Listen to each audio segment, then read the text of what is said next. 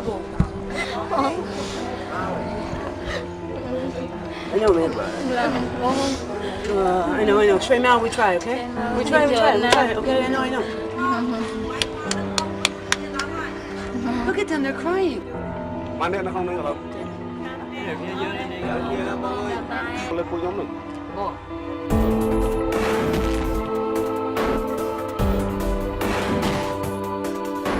In Asia, drug users are often arrested on the basis of a positive urine test or an allegation by a neighbor. These people can be detained up to 5 years in compulsory rehabilitation centers without a trial, the possibility of appeal, or a medical evaluation. The number of the people in these camps is estimated at 400,000 in China, Vietnam, and Cambodia alone. People are systematically tortured, sexually abused, and starved in these centers. In some countries, they are forced to work without pay, often in the service of private companies that contract for forced labor with these centers. How people get into these camps? In a lot of cases, it's street sweeps, and in some cases where police have specific quotas for picking up drug users, they wait outside methadone centers, for example, in China, and then they see people coming out of those centers and pick them up. What kind of human rights abuses happen in these camps? First of all, forced labor is a human rights abuse in and of itself. You may know that there's international law that says that you can make prisoners work, but these people aren't prisoners. They've never seen a lawyer or a judge. If you break the rules, and there are many, many rules, I have talked to people who have been recently released from centers where, as a result of smoking a cigarette or drinking tea or disobeying the, quote, teachers who are untrained guards who are there telling them what to do, they are put into torture rooms, hung by one or both arms, made to kneel on glass or sharp objects, forced to squat in water in rooms too small to stand up in, and they don't want to lie down because they don't want to lie down in water, starved and beaten. The working conditions, people often work till their hands are bloody. They are told that if they are pretending to be sick, they will be beaten, so they're dragged out of bed and beaten if they don't meet their quota.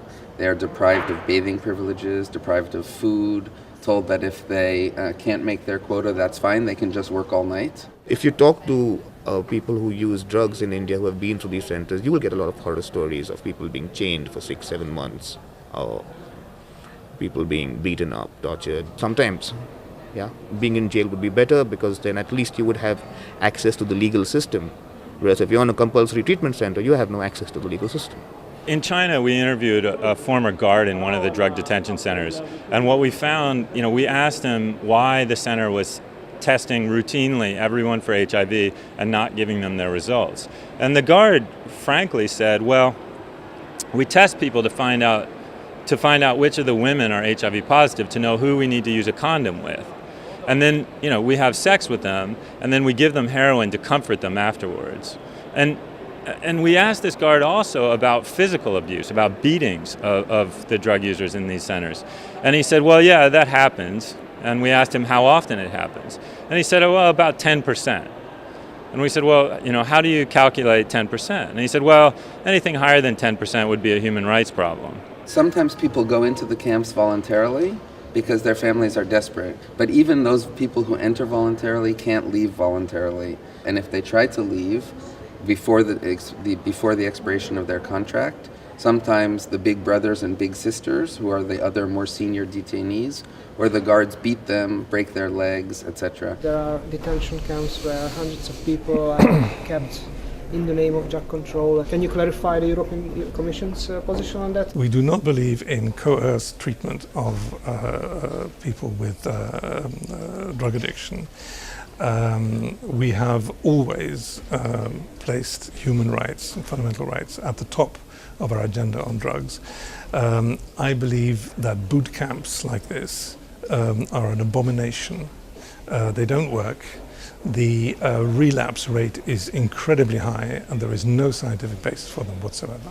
Is the camp effective in deterring them using drugs in the future? Even by the country's own accounts, about as many as 95% of people return to drug use. What does science tell us about mandatory treatment in general? Is it effective? There is a lot of evidence saying that any residential treatment that is longer than 3 to 6 months is not effective.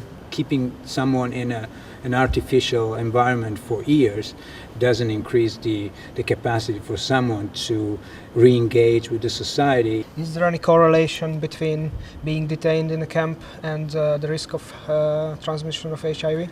Absolutely. There's a lot of evidence from Vietnam, from China, showing that there is an increased risk for HIV.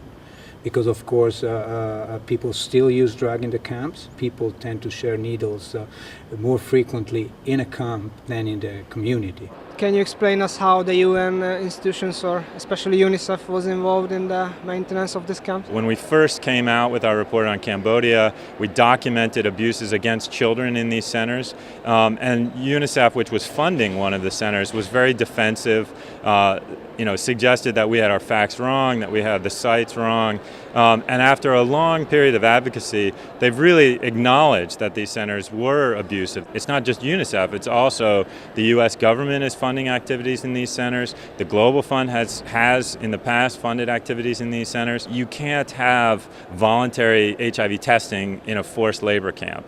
You can't have peer-to-peer education in a forced labor camp.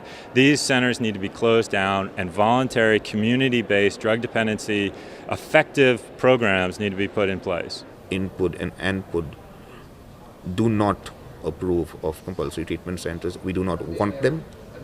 We would like to see voluntary treatment centers. I'd like to welcome the Executive Director, Mr. Antonio Maria Costa, this morning. There are thousands of people detained in the name of drug control. Is there any way how you and ODC can engage in a dialogue with the Cambodian government to improve that situation? We are certainly looking into that, not only as UNODC, we have a very small operation in Cambodia, but within the UN system. And I would like to make sure that the UN system at large, the country team in particular, is focused on this, not only on the law, but also on the closure of the detention centers, which are at the heart of the problem. We must be prepared to speak out about human rights abuses wherever they occur. The crimes which are being committed today in the name of drug detention must be denounced. All compulsory drug detention centers should be closed and replaced by drug treatment facilities that work and that conform to ethical standards and human rights norms. What's the ethical dilemma for donors? Is it to improve the situation in the camps or close down the camps? I think this is a very complicated question, which is if you know that terrible things are happening in a facility, but that people are suffering, what do you do? And this is certainly as old as the concentration camp discussion. If people are starving to death in a concentration camp, do you go in and serve them food? What is the point at which you would say this compromising with this system is what's called a rotten compromise? It's making a deal with something so fundamentally broken and abusive that you're actually doing more harm than good.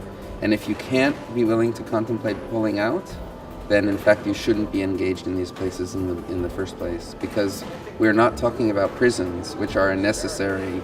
They may be evil, difficult places, but they're necessary. We're talking about illegal, unnecessary, ineffective, cruel institutions. The closure of these centers is possible. Kho Kor Center, pictured at the beginning of the film, was closed in 2008 due to immense pressure on the Cambodian government from human rights organizations. The UNICEF-funded Chom Chau Center was shut down in June 2010, and the children held there were returned to their families.